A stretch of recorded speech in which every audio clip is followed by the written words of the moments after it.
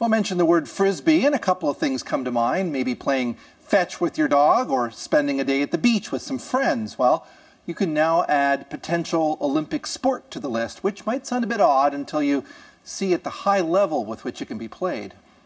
Wind up for a flick, which he can do so well. He's going to put up for Farnsworth, and Farnsworth is going to get a half step, and he's going to grab it! Reach up and grab it. Papillon with the grab.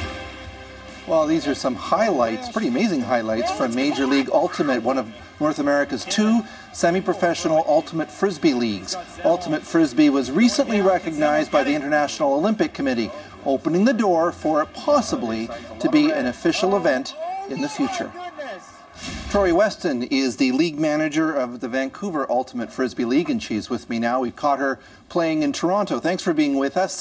What do you make of the IOC's decision about your sport? Well, really excited about it. It definitely provides some more opportunities that we might not be able to get otherwise, opens doors for some funding for us and definitely for more sponsorship. And it will also allow us to maybe get into more school programs. Well, right now, give me a sense on how popular Ultimate is. I mean, I do see people playing it kind of just for fun on the side, but it's far more organized than that, eh? Definitely more organized than that. I think it's more organized than a lot of people might realize. There are national events and even international events, world events already.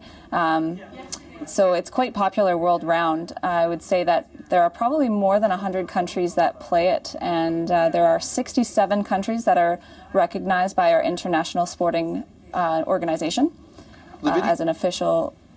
That have official national sporting organizations. I was just going to say the video we just watched makes it look like Frisbee football in a way. Is that what we're dealing with? Kind of. It's very similar to, I would say, maybe football or rugby and basketball, in that you have 7 aside and you're playing on a long field, and you're trying to work the Frisbee all the way up the field and catch it in an end zone to score a point. Yeah, and some of those scores that we saw on the highlight reel, that's pretty intense. People diving 10 yards and making pretty spectacular highlight reel catches. Yeah, it does involve a great deal of athleticism, again, that I think that a lot of the public might not realize. So the highlight reels definitely provide for some great entertainment. And yet, at the same time, I mean, it's pretty tough to force a sport out of the Olympics and eventually get in with your own. I mean, it has happened with baseball, and there have been other moves, but they're pretty hard fought. So what's your sense as to whether one day we might actually see this in an Olympics? Well, I don't know what the chances are to be able to force another sport out to get there. But I hope that we'll definitely be able to be viewed by the public as something that people want to see in the Olympics, or at least on television a bit more often, and then we'll hopefully get there eventually. That's definitely the goal. I guess the TV play may be one of the first beneficiaries of this, eh?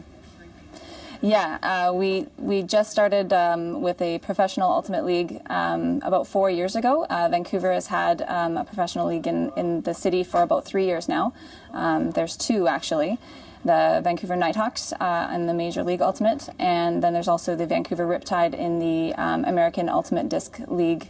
And so they're just starting to gain some ground, and we've even seen coverage on ESPN for a lot of the club tournaments in the States and a lot of the professional leagues. So it's been really exciting. All right, thank you. That's our show for tonight. We're back in 1 hour. See you then.